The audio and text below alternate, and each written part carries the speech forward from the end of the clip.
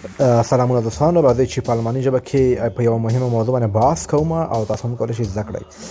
د زاین لغتونه دي چې په انګلیسي ورته to be ورته وایي.